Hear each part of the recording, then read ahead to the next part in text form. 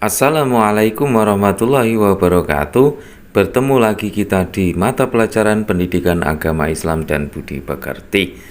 Untuk pertemuan yang lalu kita sudah membahas tentang jujur merupakan cermin kepribadian seorang muslim, dan mudah-mudahan kalian bisa memahami semua materi dan bisa mengimplementasikan dalam kehidupan sehari-hari, baik itu di dalam lingkungan keluarga maupun di lingkungan masyarakat. Untuk kali ini kita akan mempelajari nikmatnya menuntut ilmu dan indahnya berbagi. Masuk pada pertemuan yang pertama, ini adalah kompetensi dasar dan indikator yang akan kita pelajari. Dan silahkan perhatikan dengan baik-baik. Terus kemudian untuk tujuan pembelajarannya, yang pertama menjelaskan kewajiban menuntut ilmu, membaca Quran Surat At-Taubah ayat 122, mengidentifikasi hukum bacaannya, menganalisis isi kandungannya, dan juga menyajikan makna menuntut ilmu dengan penuh percaya diri. Sebelumnya silakan perhatikan kalimat berikut ini. Al-ilmu bila amalin kasyajari bila thamarin.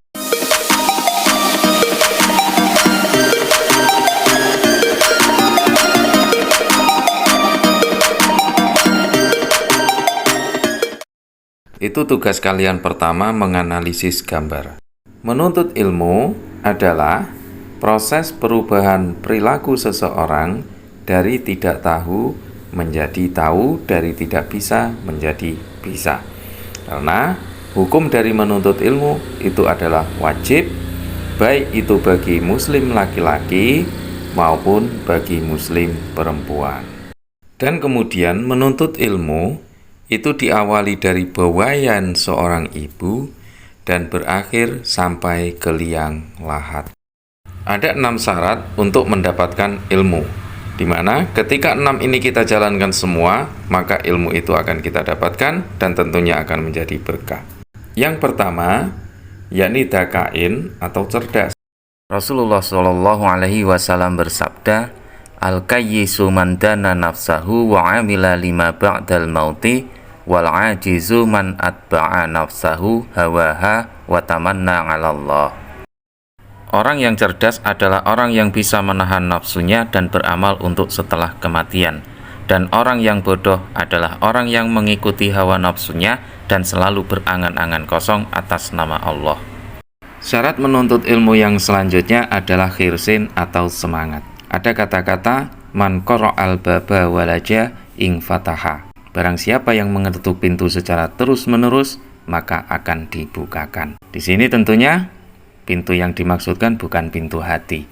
Namun, maksudnya di sini adalah ketika kita mengalami suatu kebodohan, maka belajarlah secara terus-menerus, karena kebodohan itu akan hilang, seperti halnya pisau yang tumpul ketika kita asah secara terus-menerus, maka dia akan menjadi tajam.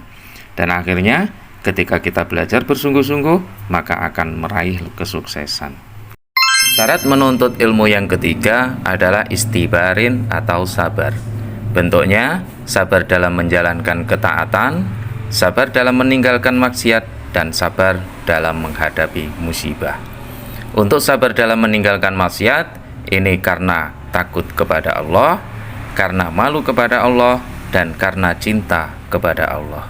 Syarat yang selanjutnya adalah bulghatin atau biaya. Semua pendidikan yang ada saat ini memerlukan biaya.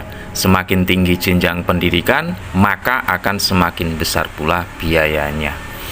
Dan untuk itu, kalian nggak usah pusing, kalian nggak usah cemas soal biaya. Ini orang tua kamu yang memikirkan. Karena orang tua itu pasti memiliki prinsip, ketika saya tidak menjadi orang yang pintar, maka jangan sampai anak saya seperti saya. Artinya, orang tua itu menghendaki anaknya itu lebih tinggi derajatnya, lebih pintar dari orang tua. Maka dari itu, semangatlah mencari ilmu, gunakan kepercayaan orang tua kamu sebaik-baiknya. Syarat selanjutnya adalah irsyadi ustadin atau petunjuk guru. Guru adalah orang yang memberikan ilmu pengetahuan kepada kita walaupun itu satu huruf. Bisa itu orang tua kita atau orang-orang terdekat kita, bisa alam sekitar, guru di sekolahan, guru ngaji, sahabat atau teman.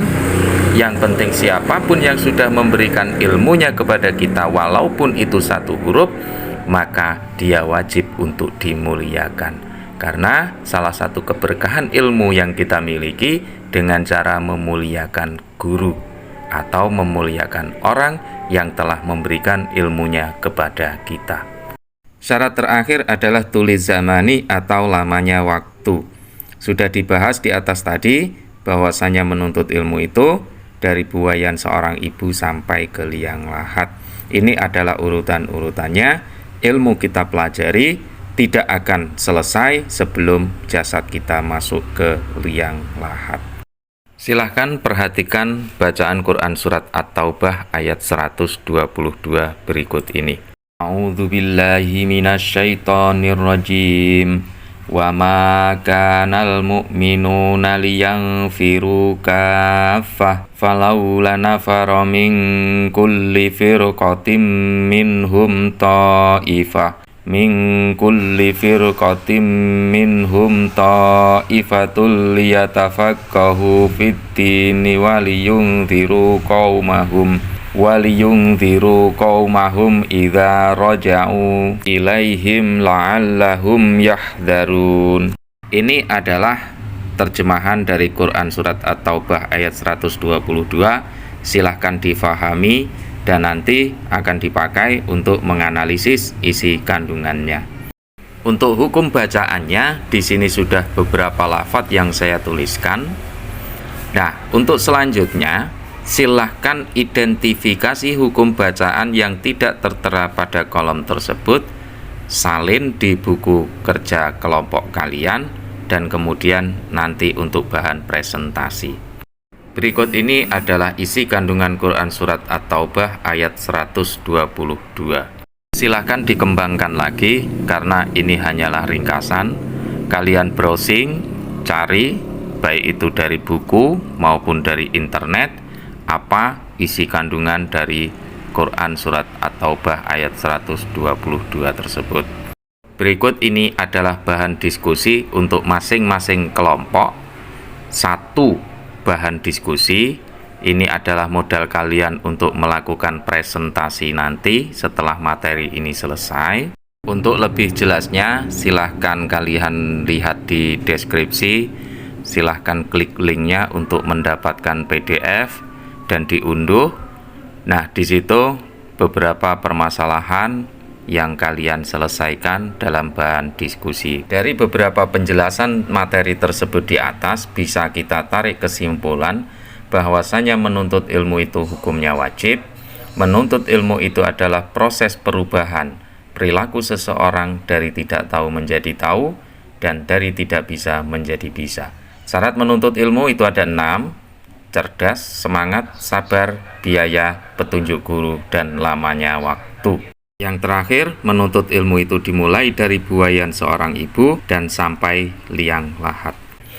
Dan ini adalah link untuk mengunduh modul dan mengerjakan tugas. Silahkan kerjakan secara individu. Terima kasih. Billahi taufik wal hidayah. Wassalamualaikum warahmatullahi wabarakatuh.